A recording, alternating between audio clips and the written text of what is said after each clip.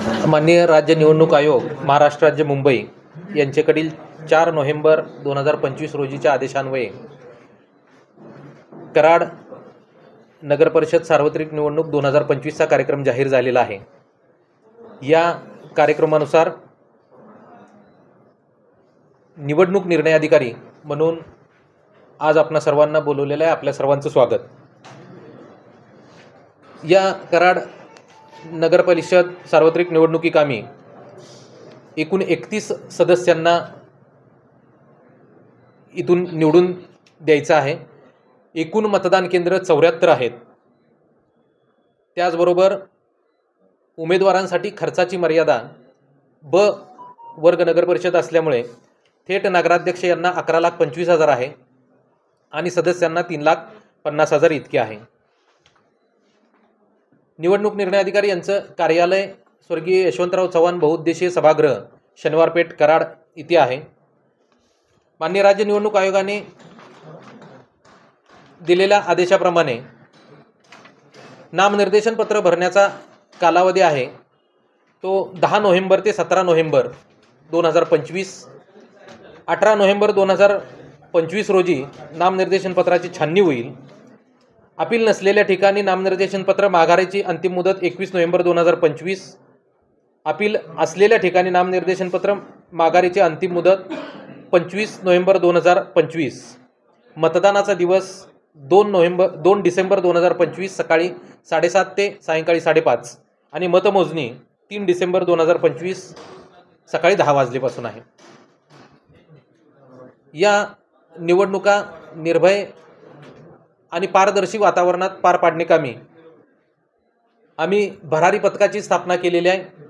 त्याचबरोबर व्हिडिओ पाहणी पथक, व्हिडिओ सर्वेक्षण पथक आणि स्थिर सर्वेक्षण पथक यांची नेमणुका आम्ही केलेल्या आहेत।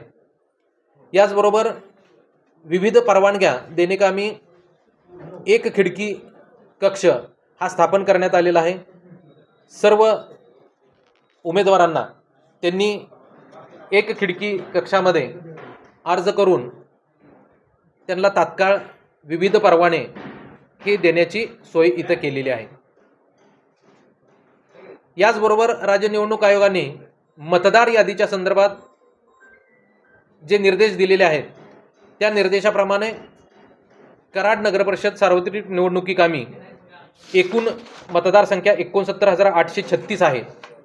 याची अंतिम मतदार यादी प्रसिद्ध झालेली आहे। या अंतिम मतदार यादीमध्ये दुबार नाव असलेल्या मतदारांच्या समोर 2 स्टार हे आलेले आहेत आणि या 2 स्टार असलेल्या मतदारांच्या बाबतीत BLOच्या माध्यमातून आम्ही पुढच्या 8 दिवसामध्ये त्या मतदाराच्या प्रत्यक्ष घरी जाऊन त्याला दोन्हीपैकी कोणत्या ठिकाणी मतदान करायचं आहे हे त्याच्याकडून परिशिष्ट 1 मध्ये आम्ही भरून घेणार आहोत आणि त्याची नोंद ही अंतिम मतदार यादीत जे केंद्राध्यक्षांकडे दिली जाईल त्याच्यामध्ये दुबार म्हणून नोंद केली जाईल।